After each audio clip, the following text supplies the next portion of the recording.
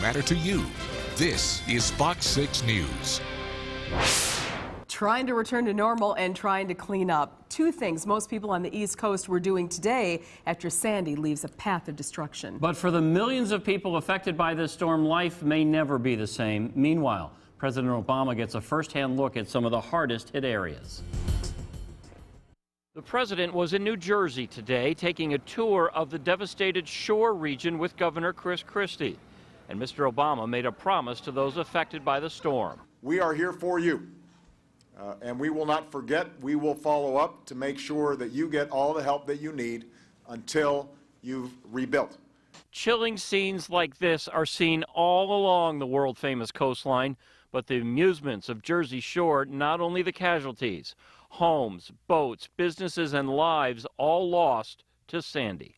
The destruction is so total in so many places that it's a different experience than we've ever seen before. Meanwhile, in neighboring New York, the hustle and bustle of the Big Apple is slowly coming back after the storm brought the metropolitan hub to a halt.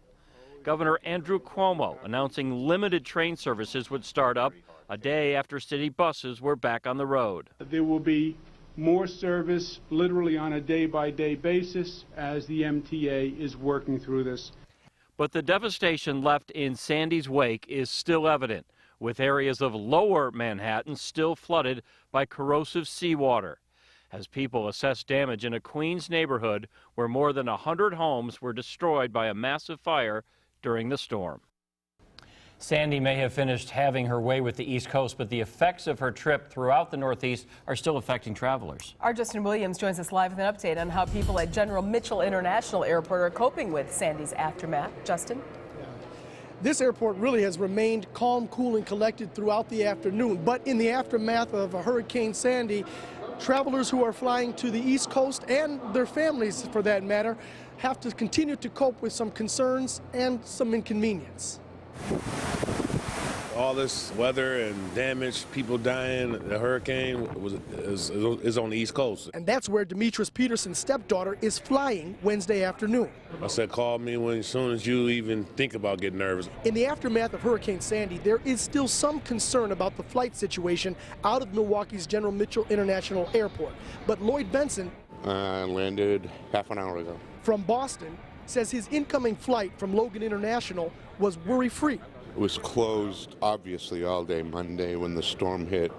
A few flights got out yesterday, and today was absolutely normal. Whatever happens on the East Coast affects our travelers here in Milwaukee. Ryan McAdams is a public relations coordinator for General Mitchell. He says while about 8 flights from Milwaukee to New York and Newark were canceled Wednesday, the situation here is getting better. But for anyone that's planning on traveling to those areas in the next few days, our best advice is to keep in touch with your airline. They're slowly getting back up to speed and getting flights going again, but it takes time to recover from something like this. In fact, Barbara Shanahan, who works at the airport's information desk, says she tried to help Aaron get an earlier flight so he could see New York. I would like to see New York before returning to his home in Russia, but she was told the Northeast airport's recovery could take several days. They can't guarantee that he could get out on the 5th or the 6th. So if he changed and he paid all that money, he'd be out all that money and have to go on the 10th anyway. I'm told that Sandy has not caused any issues for travelers who are taking the buses and the trains out of Milwaukee's intermodal station to its regional destinations, that is. However, folks who are using those modes of transportation to head to the Northeast certainly will want to make some calls to make sure that their itineraries have not changed, because many of those travel itineraries to the Northeast specifically have changed at this point. We did get an Amtrak update, or an update from Amtrak. Amtrak saying now that it does plan to restore some service on Friday, both to and from New York. In the meantime, service to Newark Liberty International Airport in New Jersey has already been restored. That's the latest from General Mitchell International Airport. I'm Justin Williams, Fox 6 News. That's good. That's a little sooner than expected. All right. Thanks for the heads up, Justin. And while Sandy is moving farther away, the U.S. Coast Guard is still warning boaters Lake Michigan is still dangerous. The wind has